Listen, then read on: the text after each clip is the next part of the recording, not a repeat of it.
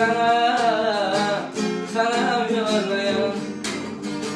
Ak güneş nurundan salamım yollam. Ak güneş nurundan bölmeyen aydan.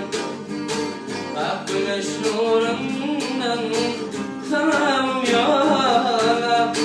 Ak güneşte bölerim bölmeyen aydan. Dinle nenem ayçak sözümü,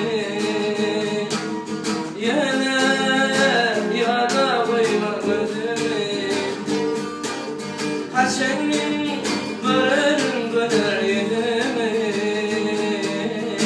Gelsene hoşla şöyle ayna. Dinle nenem ayçak sözümü, yana uyma gözümü. Haşemin bölerim böler yüzümü.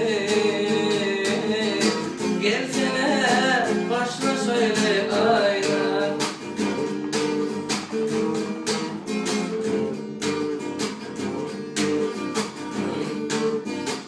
Kaya karşısından oğlun seyrediyen, yüreğimde sevim adın